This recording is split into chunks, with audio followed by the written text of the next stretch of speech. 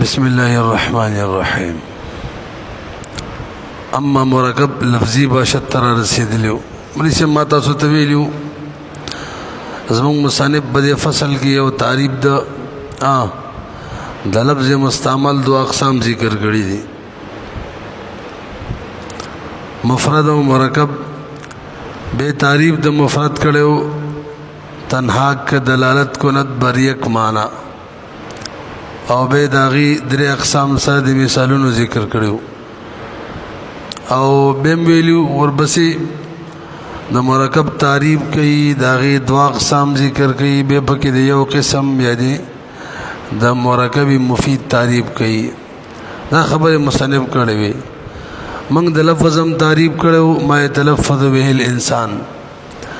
بهم داغي دوا اقسام ذکر کړیو، مستعمل غیر مستعمل، موضوع غیر موضوع. او تعریف ورل کړیو لفظ مستعمل لفظ موضوع غ لفظ ته ویل کیږي چې سره چې د سمانی د بار وځ شوی دا پکې ون کولی شي او ځنه باندې چې سره معنی د بار وځ شوی استعماليږي یو معنی کې، او غیر مستعمل غیر موضوع چې د سمانی د بار نه وځ شوی نه استعماليږي بګي. به د لفظ مستعمل دو اقسامو مفرد مرکب. تعریف د مفرد کړو هغه لفظ ته ویل کیږي چې ځان له په معنی دلالت کوي او وې دې ته کلمه وې منګم کړو کلمه تدل علی معنی فی نفسها لفظ وجعل معنی مفرد. به د کلمې د اقسام ذکر کړو اسم فعل او حرف. موږ د هر یو تعریف هم کړو مثال هم ول ذکر کړو. اسم تعریف هم کړو هغه کلمې ته ویل کیږي چې په معنی مستقله دلالت کوي، زمانی ته نه محتاجه. فعل تعریف هم کړو هغه لفظ ته ویل کیږي چې په معنی مستقله دلالت کوي، زمانی ته محتاج وي. حرف تعریف هم کړو هغه لفظ ته ویل کیږي چې نه په معنی مستقله دلالت کوي او نه د زمانه سره تعلق وي. تر دې خو سبق شوی کنه. اوس د کتاب بلحاظ سره تعریف د مرکب بکو،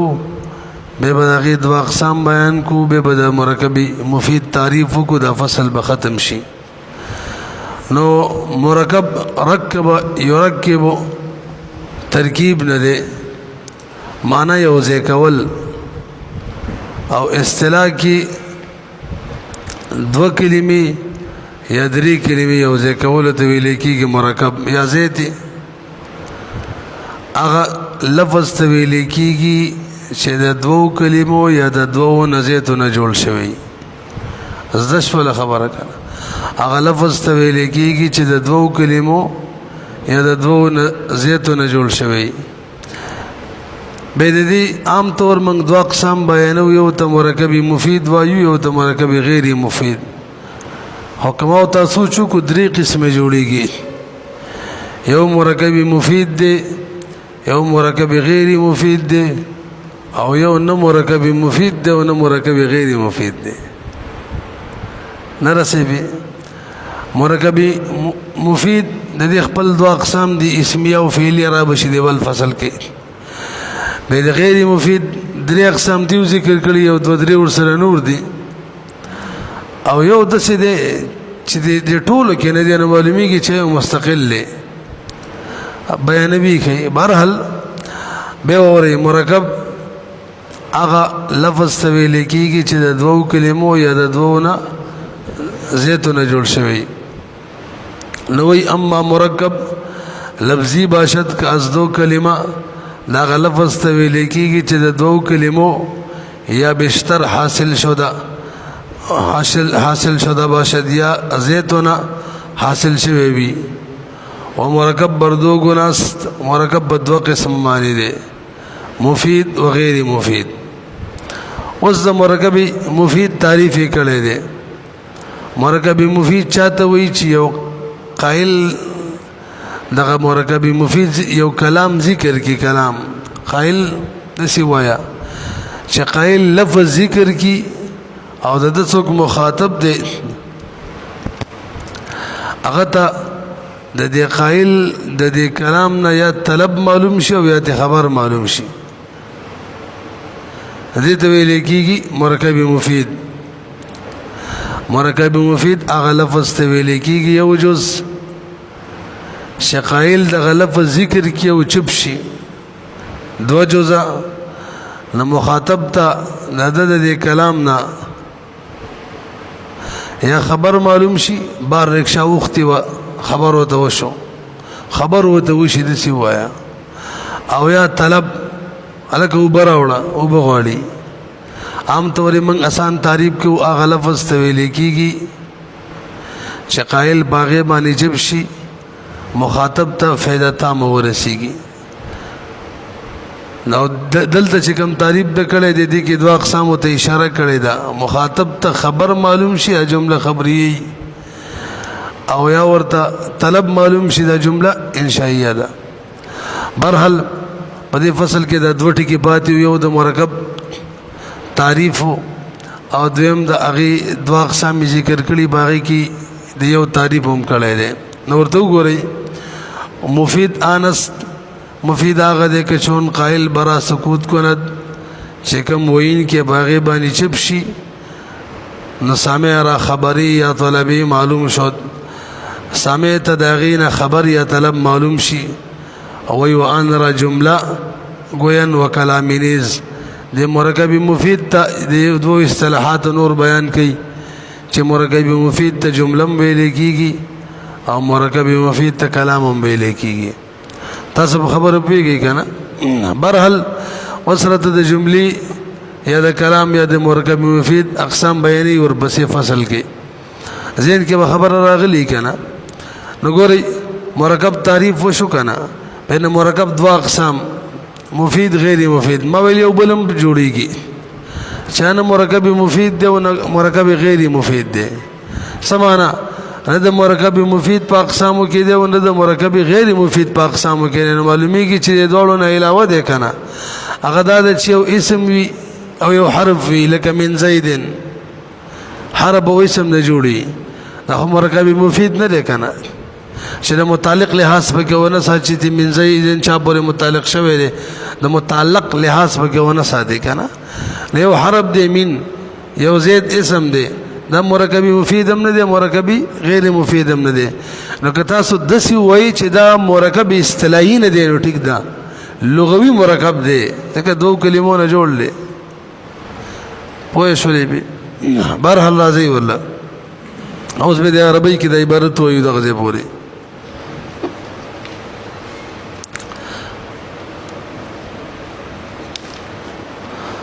ثم المركب على نوعين، مركب بدو قسم ده مفيد وغير تعريف ملبر. والمركب هو لفظ يوجز يتكون من كلمتين او اكثر. دویم جز چې جوړ وي د دوو کلمو یا د زیاتونه. مثل زید عالم دای مثال له دوه کلمو نه جوړ دي دواړه اسمونه دي.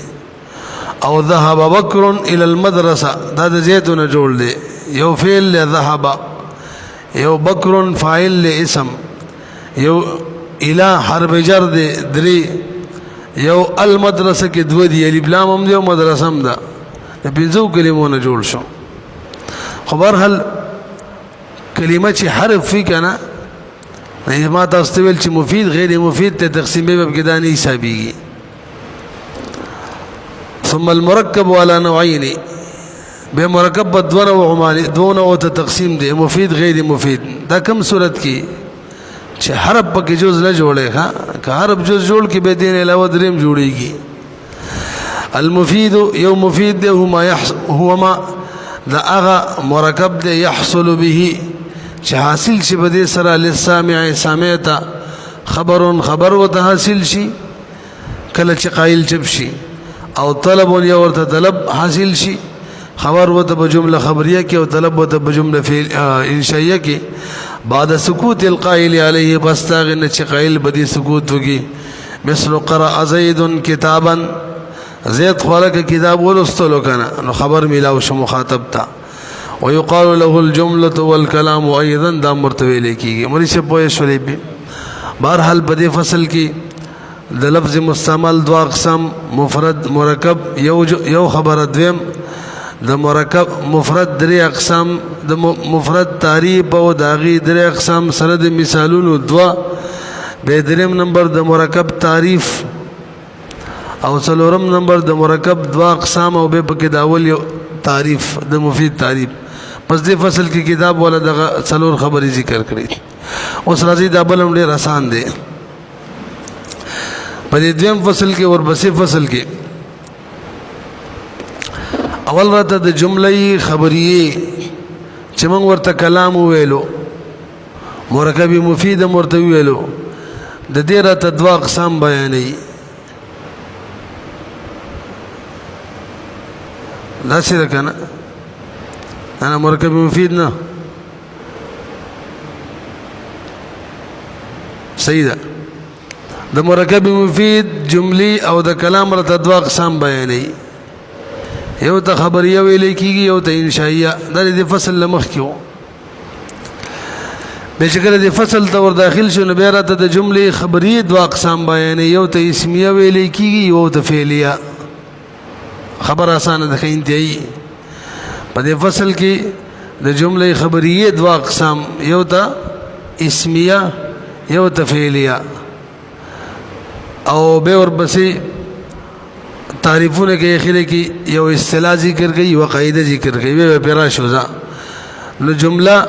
خبریه په دوه قسمه اوله اسمیه چاته ویل کیږي چې د دوو کلمو نه جوړوي یا د زیتونه اول پکې اسم وي بس دا جمله اسمیه شوله به ورله باقاعده ترکیب کړي د اول جز ته مبتدا ویل کیږي او دویم جز ته خبر ماویل جمله خبریه په دوه قسمه ده یو ته جمله اسمیه ویل کیږي بل ته جمله فعلیه جمله اسمیه تعریف یې څه دی چې اول جزء اسم وي بس دومره د ذکر کړی دی او به دا کم چې اول جز دی د ته مسند الیه ویل کیږي موږ ته مبتدا وایو به چې کوم دویم جز دی ته مسند ویل کیږي موږ ته خبر وایو پوه شولې به اور بس دویم قسم دی جمله فعلیه دې تعریف دا دی چې د اول جز فعل وي لکه ذهب زید به د اول جز مسند وي موږ ورته فعل وایو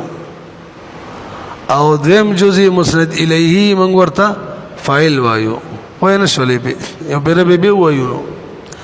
ماول مرکب مفید جمله کلام په دوه قسمه خبریه انشائیه به د فصل کې وای د خبریه تعریف خبریه دوه اقسام یو ته جمله اسمیه وای یو ته جمله فعلیه به جمله اسمیه داغه تعریف چاول جزء اسم وي به اصطلاح اول جز ته مسند الیه او مبتدا ویل کیږي او دویم جز ته مسند او خبر ویل کیږي یو اصطلاح شولا لکه زید قائم اول جز اسم دی زید نو دی زید ته مسند الیه مبتدا ویل کیږي او دویم جز قائم دې د خبر مسند او خبر ویل کیږي دا اسم کېدلی شي فعل هم کېدلی شي پوه شو کنه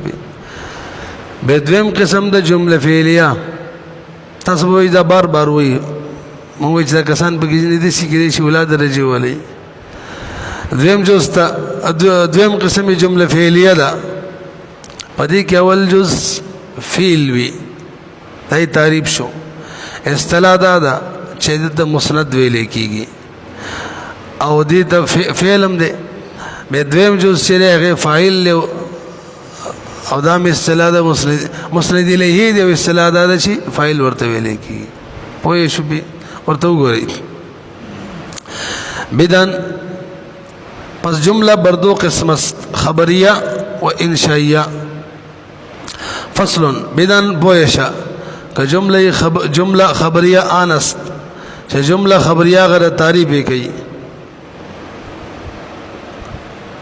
مو خو دې تعریف پرې کېو کنه یار جمله خبریه تعریف هم نو کړم نو خو به یار خبر حل دا پاتې وغوښ شي وتا جمله خبریه چاته ویل کېږي چې داغي ویون کې تا د دروغ او د رښتیاو نسبت کېدلی شي چې د دروغ ویل یا رښتیا ویل ما ویل کنه بار رکشا وخته دا دا جمله خبریه ده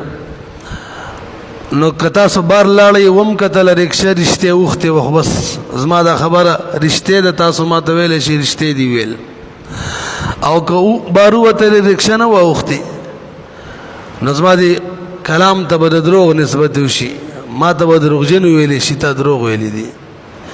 جمله خبریه چاته ویلې کېږي چې د هغې قایل ته د دروغو او د رښتیاو نسبت کېدلی شي پوه شولې پې بل مثالي وایا ما ویل زید ولاړ دی تاسو به وګورئ که ولاړو نو زما د کلام ته به د رښتیاو نسبت وشي زه به رښتونکی شم او که نه ولاړ ما کلام ته به د دروغو نسبت شي او زه به دروغجن شم پوه نه شولې پې د دې په مقابله کې جمله انشائیه ده چې د هغې قایل ته د دروغو او د رښتیاو نسبت نه کېږي لکه ما دې مولوي صاحب ته وویل پاڅه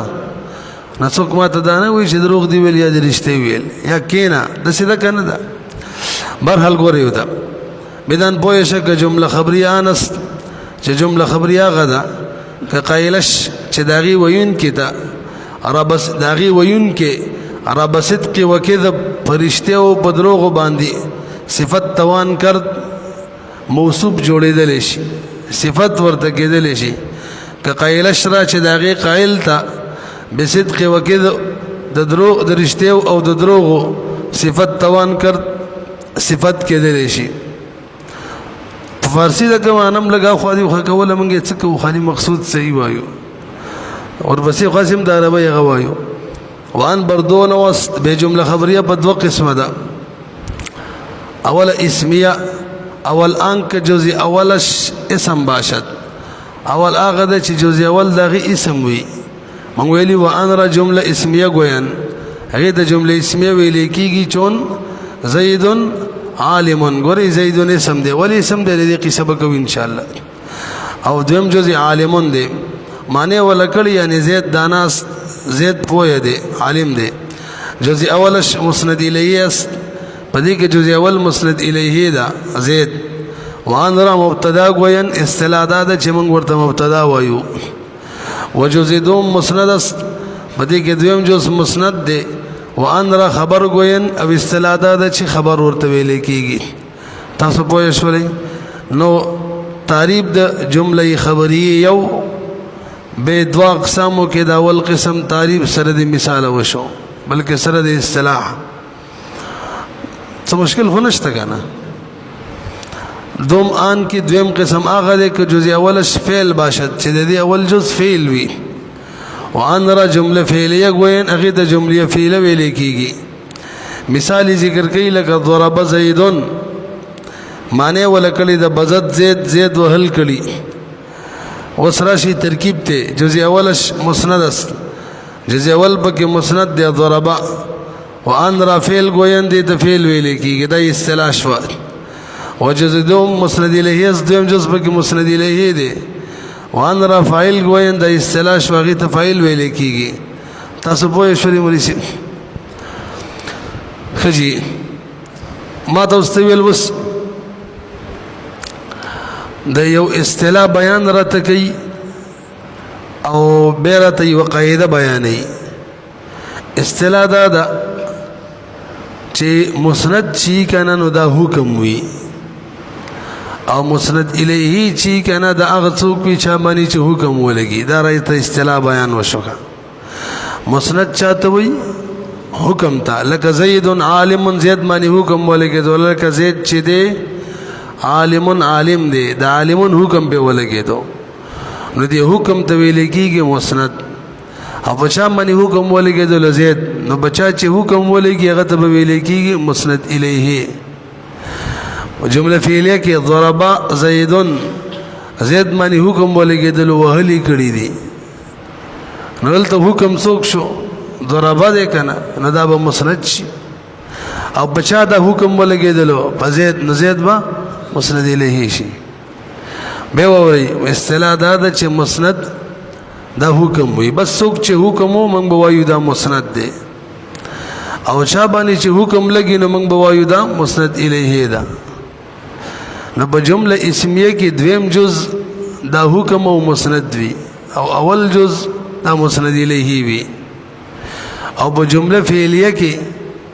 اول جز چې دا حکم او مسند وي او دویم جز چې نو هغه باندې حکم لګي مسند الیه وي زه شوی وای کنه وبدان پوهه شک مسند حکم دی و مسند الیه او مسند الیه ان چې هغه شی دی برو حکم کنه چې باغی حکم وشي اصل کې حکم چې دی کنه منطقو کې بغړو مانو راځي دی حشکی لیکلم دی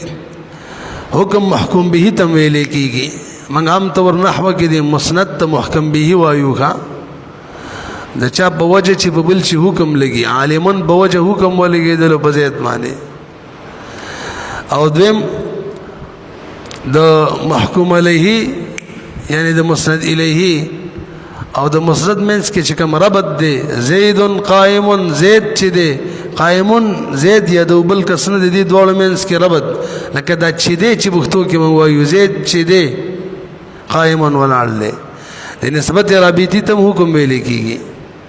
ور سره تصدیق تم حکم ویل کیږي دا پورا کلام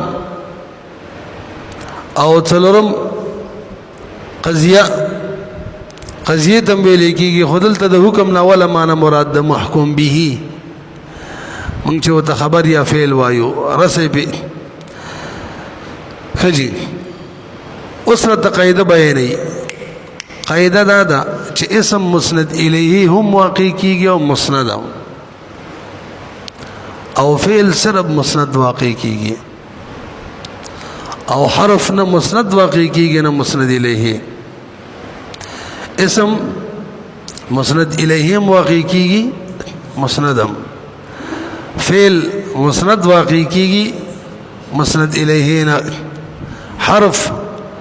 نه مسند واقع کیږي او نه مسند الیه تاسو پوه شئ اسم کې څنګه دسی به وایو چې د مسند او د مسند الیه واقع کېدل لپاره استقلال چې دی کنه مستقل کېدل کلمه به مستقلې دا ضروری ده مسند یا د مسند الیه جوړېدل لپاره څوک به مسند جوړیږي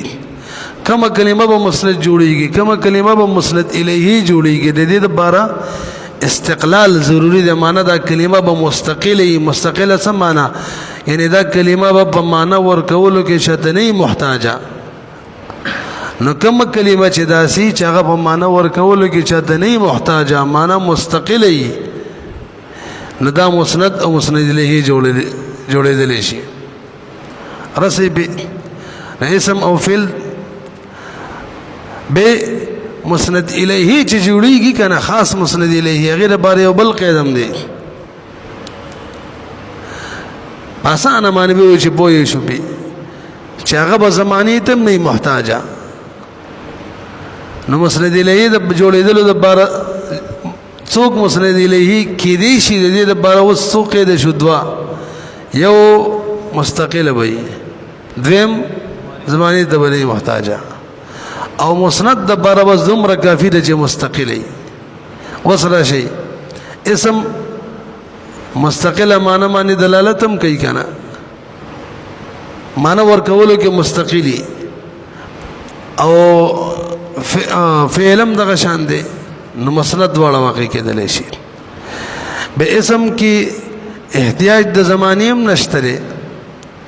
نو مسند الیه او غدواړه معنی په کې پیدا شولې معنی مستقله دلالتم کوي زمانه ته د محتاج نو مسند الیه هم جوړدل شي نه رسېږي کنه ببل ترځي ما دا ترځي د سیو کنه دا بتا ډېر نه اورېدل موږ د بار آسان شو دا یو بیره به اوري چې کدا ډېر اهم دي ملګری بويږي اسم مسند الیه به څوک جوړیږي چې دوه قید بکی وي او مستقله معنی دلالت کوي او چې زمانه سره تعلق نه هغه خانه بس به خو صرف اسم جوړېدل شي نو موږ به وایو کنه بس صرف اسم جوړېدل شي خجی مسند څوک جوړېدل شي جواب څوک چې په مستقله معنی دلالت کوي هغه خانه به خو فعل او اسم دواړه جوړېدل شي او چې دواړه جوړېدل شي او حرف یوم نه جوړیږي نه په مستقله معنی دلالت کوي او نه انه مسند هونه شي جوړېدل او به هم مسند لی په طریقه ولانه شي جوړېدل بل عام طور چې زمونږ علما ذکر کوي غدا سی وي چې مسند الیه جوړېدل د بار شرط دا چې هغه شی به ذات بلری ذات موږ وایو د منطقو کې یو ذات یو وصف نو کوم شی چې ذات وی ذات هغه مسند الیه جوړېدل شي نو هغه فعل له او اسم دی او بعد شولو فعل اخو عرض دی فعل سی عرضی وستا تعریفونه کو شی وګدیږي چې ذات څه ته وي عرض څه ته وي لہذا هغه مسند الیه نشي جوړېدل پاتې شول مسند نو غیر پر مکه زړه خبره کافی ده چې مستقله معنی دلالت کوي وګورئ واسم مسند الیه مسند و مسند الیه توان بود اسم چې د مسند او د مسند الیه طاقت لري او فعل مسند باشد فعل مسند کېدل شي او مسند الیه نه توان بود او د مسند الیه طاقت نه لري او حرف نه مسند باشد او نه مسند الیه حرف نه مسند کېدل شي او نه مسند الیه د عربی عبارت ته لګو غوري بهتر اجرا کول غشل اقسام الجمله اعلم ان الجمله على قسمين جمله بدو قسمه خبريه وانشائيه وخبريه بل انشائيه الجمله الخبريه جمله خبريه تعریف هي ما دغه جمله تویل کیږي يمكن ان چې ممکن وي دا خبره یوسف قائلها چې موصوف شي یوسف چې موصوف شي قائل د دې بانه صادق فی قوله چې د دې دا قائل په خپل قول کې صادق دی او کاذب یا کاذب دی وهي على قسمين بيد جمله خبريه بدو قسمه الاول اول قسم جمله اسميه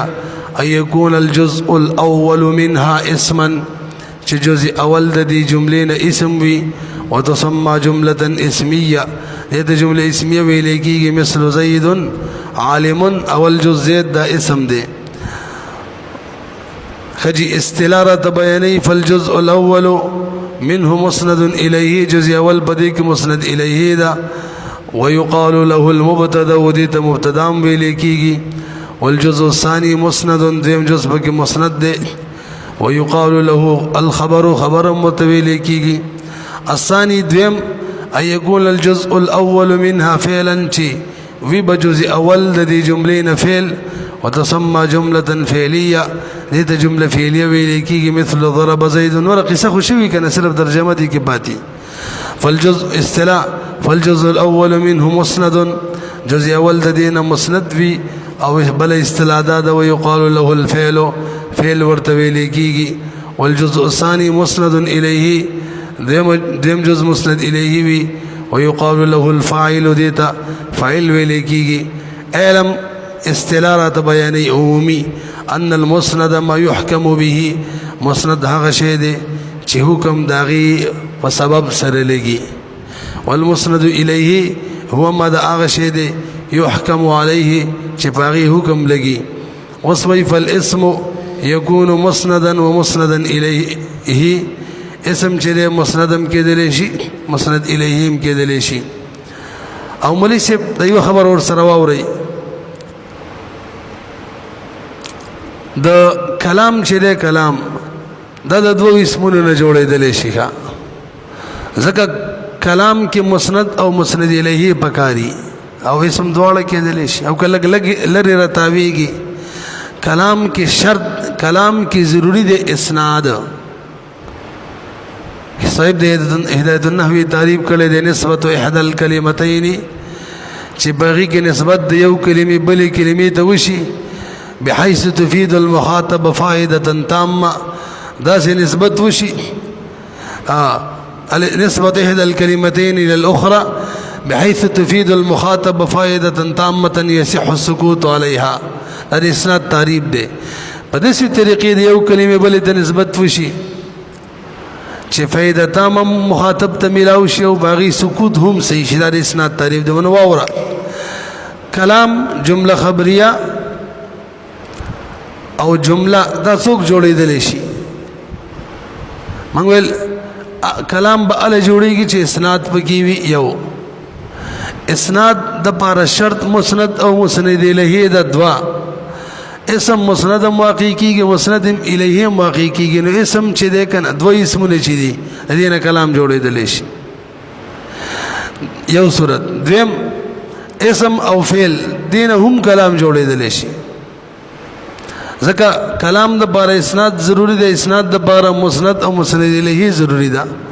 نو اسم به مسند الیه شي او فعل به مسند شي. او پاتې شولو دو حرفونه هغه خو هیڅ هم نشي جوړېدلی ځکه کلام د پاره اسناد ضروري دی، اسناد د پاره مسند مسند الیه کنه او دا خو نه مسند جوړېږي نه مسند الیه. دو فعلونه چې دي دا هم کلام نه جوړېږي ځکه کلام د پاره اسناد ضروري دی، اسناد د پاره مسند مسند الیه. دلته به مسند وي مسند الیه بنوي نه رسېږي. او اسم او حرف چې دی کنه دا هم نشي جوړېدلی ځکه کلام د باره اسناد ضروری دی، اسناد د باره مسند مسند الیه ضروری دی. یو په کې مسند الیه وي اسم خو مسند بنوي. نو دو حرفونه هم څه نه جوړېږي یو صورت، دو فعلونه هم نه جوړېږي، دو اسم او حرف هم نه جوړېږي، درې صورت شو. بقیه درې جوړېږي، دو اسمونه او اسم او فعل دو شو کنه. لمه بده کې اول اسم دویم فعل یو صورت شلو، اول فعل دویم اسم دویم صورت. برحال وای شلې به نو وای کوم درس دی. فالاسم يكون مسندا ومسندا اليه دوال راضي، والفعل يكون مسندا مسند راضي ولا يكون مسندا اليه او مسند اليه راضي، والحرف لا يكون مسندا ولا مسندا اليه. حرف يوم نشرات لله راضي د بلند الفاظو کې اجرا کو به بلک سبق په وخت باندې بندو.